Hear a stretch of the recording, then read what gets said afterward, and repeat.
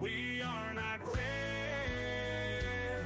But before you leave, you will perceive the lore will be unlocked. You might be stalked by a Sasquatch or a ghost witch, possibly even a ghost that will boast about knowing the Ohio Grassman or even the Michigan Dogman.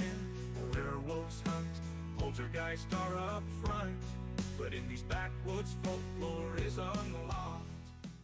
Welcome back to Folklore Unlocked. I'm Austin, and like always, I'm joined by Ethan. Yep, hello again, everyone. And this week, we are taking a look at Agartha. And a little bit of background about Agartha. It's a legendary kingdom said to be underground and allegedly located in Central Asia. And it's led by a character called the King of the World. And it apparently secretly influences our world, which in this theory is called the surface world.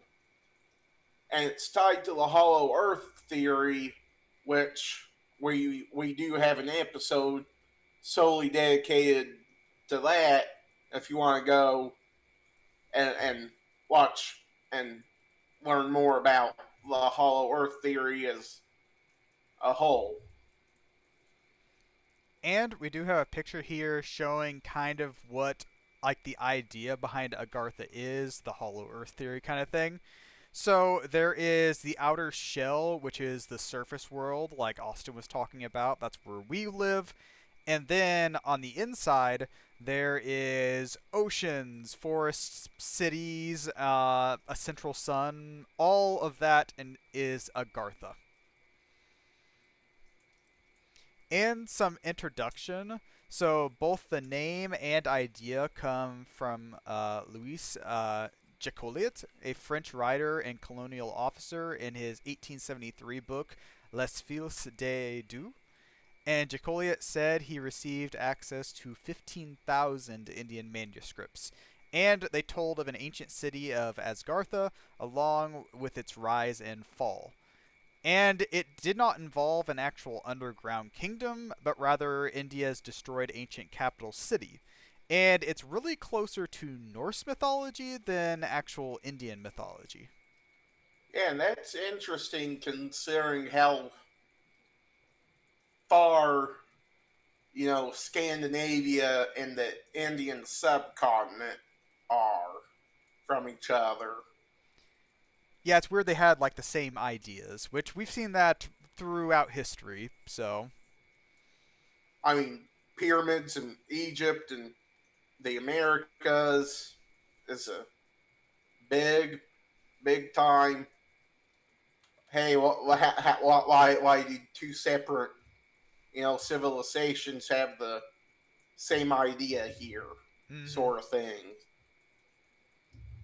And it started gaining traction after Alexander St. Eves that Alvardry wrote Mission that in Europe, which said Agartha, which was still reachable by astral projection, which probably should be its own episode by itself. We'll probably cover that soonish. And Ferdinand Ossendowski's 1922 book Beast, Men, Odds became the standard version of the Agartha myth. I don't know about you, but I think you had the harder slide there. Yeah. So, some deeper accounts. French is just... They've got weird names. Yeah. No offense if you're French. I just don't really speak a lick of French, so you've got really tough names. So, some deeper accounts. It's either ruled by one king or possibly multiple kings, which since we looked at the map there and saw how big like the inner part of Agartha is, I would understand why there would be multiple kings. But also there are multiple entrances to Agartha. So one is located at Ayers Rock, one at the Great Pyramid of Giza. There's also two, one at the north and then one at the south poles. There's the Gobi Desert. There is Cueva de los Teos, and then also in Kentucky. Which whenever I read that, I was like, is that like a mistype or something like that? I'm like, is there really supposed to be one in Kentucky? No, just Kentucky. Yeah, I think whenever we looked at the map, I think it said it was a Mammoth Cave, or supposedly. So, All I found was Kentucky. yeah. But I wouldn't be surprised if it was the Mammoth Caves. Uh, That place is massive. yeah. And it may have taken influence from the stories of Lemuria, Hyperborea, and then also Atlantis. Which all three of those are also good episode ideas, especially Atlantis. I was gonna say Atlantis is the main one I would be interested in. I don't really know about the other two in general. I'd have to learn a little bit more about them. But like a big proponent or big figure, I should say, a big figure in the Agartha, I guess, lore mythology is Rear Admiral Richard Byrd, who was an actual person, and he supposedly found hole entrances in both the North and South Poles that he allegedly wrote down in his journal. And Byrd's fourth Antarctic expedition was part of Operation High Jump, in which it's reported he found that specific entrance in the Antarctic, and apparently the U.S. military or government as a whole allegedly told not to ever talk about. Allegedly. Yes, allegedly. But but one thing I want to I don't know. I don't know how much of that's actually true. I mean, we'll go on to it a little bit more later, but I feel like it's one thing that like there's not very many people that have gone to the Antarctic or the Arctic. So I mean, one guy going there and saying, "Oh yeah, I found some holes that go to the center of the Earth," and can you really say that he's lying because you have not been there to see them? But then also, it's like, wow, that's pretty crackpot theory. Yeah, and there is like a real life like tree that like every country in the world has signed that basically says only like scientists are allowed to be there, and if you're like a regular civilian, you have to get like special written permission from some government agency or something. Oh, so maybe they are trying to cover it up. Let's just fuel on the fire. And then there's also the German search, which I think we talked about a little bit in the last episode, just a tad bit. But in 1938, the SS sent researchers and resources to Tibet to find evidence of Agartha or Shambhala. Heinrich Himmler, the leader of the SS, believed in a version of Agartha, and some myths say that the Nazis have secret bunkers in Antarctica. Yeah, Heinrich Himmler, not a very nice dude to say. To put very plainly, not a good dude. Oh, definitely not. I mean, it was pretty much Hitler, Himmler in terms of evilness in the Nazi party. Yeah, It's like it's like 1-2 right there. And I'm not going to say it's these, but I'm saying it might be aliens, though. Some versions state that Agartha is a massive underground station for aliens. And it states that the secret entrances are used for UFOs. Question. Have there been more UFO sightings in Kentucky than like anywhere else in the United States? I'm not sure, but That would make but, sense but then. I just wanted to throw the crackpot theory of aliens in. It's always aliens. Always. When in doubt, blame aliens. But yeah, I was gonna say, I'm like, if there were more UFO sightings in Kentucky, especially around like where the entrance is supposed to be, then I'd be like, okay, maybe they did a little bit of thought behind this. Like, I'm not saying it's real, but I'm just saying it's like, oh, they chose a place that has a lot of UFO sightings to be the opening to Agartha. And I'm like, that's kind of smart. Just when in doubt, blame the aliens. Mm. And then some pop culture. So Agartha is apparently in Final Fantasy IV, which I have not played the Final Fantasy games, but that is true because I had to look it up. And then there's also Agartha, the Hollow Earth. So there you go.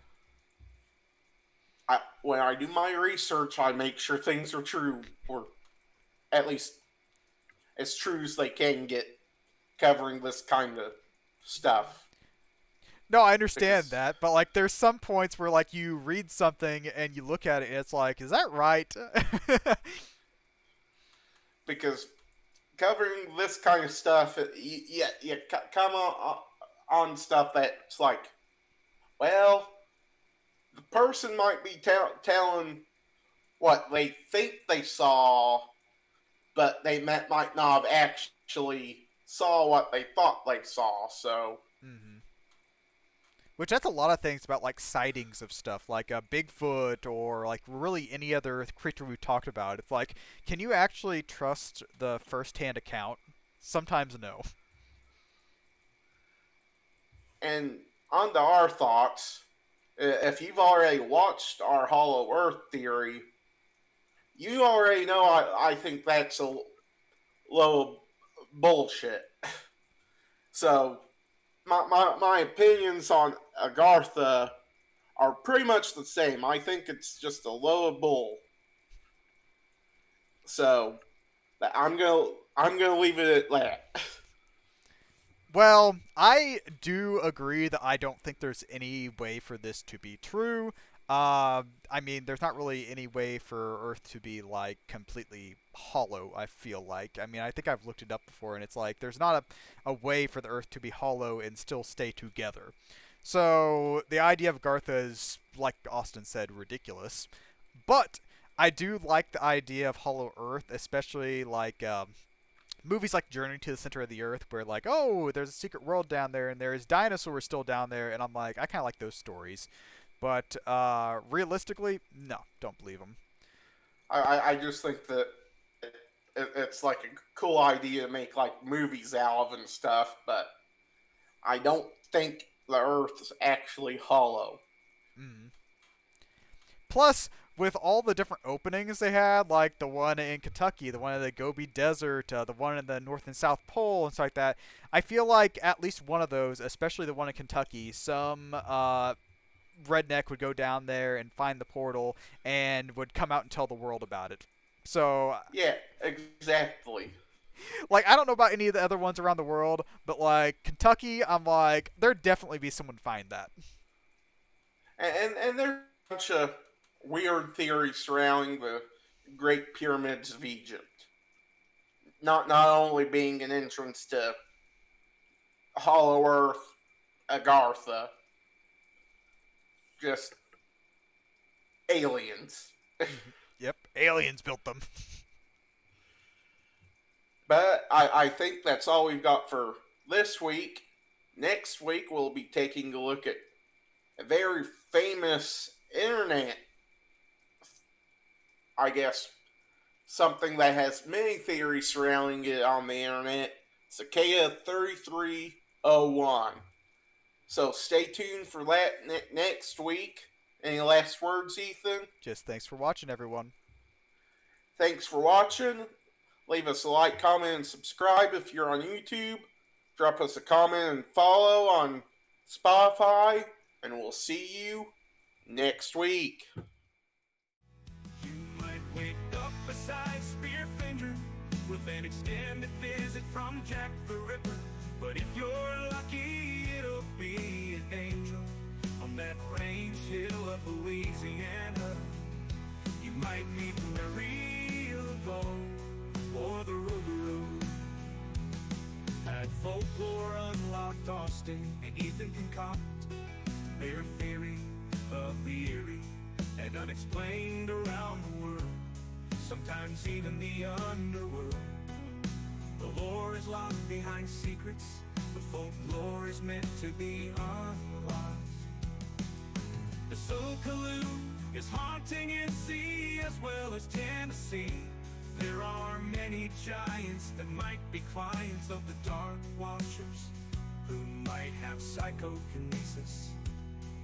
And the phantom time hypothesis is like a phoenix, coming back around again and again. The laser strain on your brain if you got more than 2 brain cells in you.